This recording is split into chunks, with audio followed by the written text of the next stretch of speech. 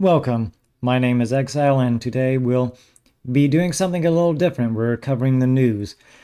Um, this piece is by Matthew Cantor from The Guardian, and this is something I've been wanting to cover for a while because this is an issue that affects so many people out there. And as of Friday, right now, while I'm recording, the government is still shut down, and people will be without SNAP benefits, and people are struggling out there. SNAP cuts are leaving 1 in 8 Americans hungry, and here's how we can help. The government shutdown has led to food stamps expiring. People are jumping into action to support their neighbors. And it covers that nearly 42 million people face a threat to their food supply because of the funding for the SNAP program, also known as food stamps, expired on Saturday. And here's that number. So the reason why this says 22.5 million, roughly, and this says 42.5 million, roughly, this is how many people are signed up for it, and this is how many people benefit from it. So a lot of these people here, the 22 million, have dependents. So that's where the 42 million number comes in from. And then we also read a little later on in the article that people may be receiving only about half of what they do receive until the government is reopened, because there was a court that ordered the Trump administration to deliver benefits to people, but it may only be half. Though, to my knowledge, some states are digging into their own resources and also giving benefits. But as far as the federal benefits from SNAP, those have not been dished out yet, to my knowledge and to my understanding.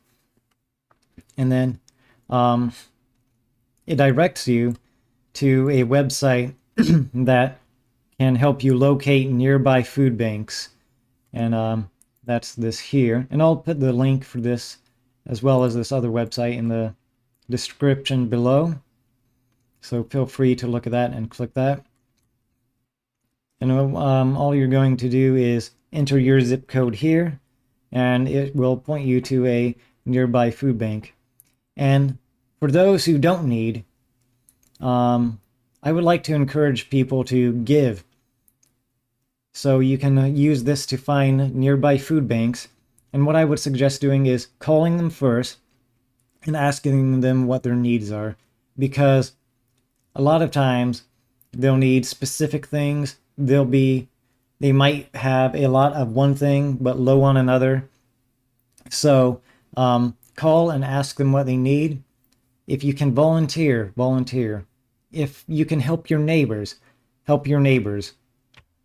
Oh, and this website, this helps you to find free or reduced cost. This helps you find free or reduced cost resources like food, housing, financial assistance, healthcare, and more. So both of these can be very powerful tools to help you or to find places that need help. Because a lot of these places will need help. They'll need people. They'll need assistance. And sometimes it can be easier and more beneficial to just give money. It already costs you money to drive down to the store and buy food and supplies and deliver it to a food bank. But you can sometimes stretch a dollar further by giving it directly, because these places are already in position to buy in bulk. They can buy for cheaper. They also need the money for keeping the lights on, for paying the bills, and for paying their staff, because not all of their staff is volunteers. They have actual paid staff as well. And I've done what I can for banks myself personally. I'm not saying that to boast or anything. I'm saying that hopefully as an encouragement to others. And I have talked to one of my pastors, because I am a Christian, and it is our job and our duty, our mission, to love one another and help one another. And my pastor had mentioned that a lot of people sometimes they just need a ride. They need a ride to the food bank because they can't afford gas to put in their car, or they might not even have a car. So consider partnering with your local food banks, your local churches, and see how you can help. And in the Bible, we are instructed to love the Lord our God with all our heart and strength and soul and mind. And we are instructed right after that to love our neighbors as ourselves. We are instructed in 1 Corinthians 16:14, let all that we do be done in love. And in the James 2:15 and 16, we're instructed not to just send somebody on their way cold and say, be warmed and be filled, but rather to provide for their needs when we can. And again, all this, I'm not saying to scold anyone or so. Again, I would like to use this whole chance as an encouragement to rally people to help one another, to love one another. And I'm aware of all the blame that there's plenty of blame to go around.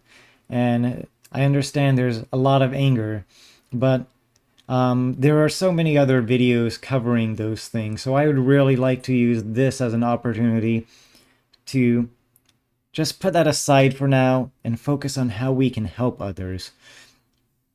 If in my comment section, I haven't gotten anyone commenting yet, but if anyone does comment, again, maybe put the politics aside and just focus on loving one another, helping one another. There's so much division in this world, in America, and I'd like to get back to unity, to finding things that we have in common with one another. So, again, arguing and blaming, maybe save that for the comment sections on another video. I would just really like to focus on loving people and helping one another and how we can do that. And with that said, I truly do hope you have a wonderful day, that everybody who can help out does help out, and that people do find places where they can receive help. Have a good day.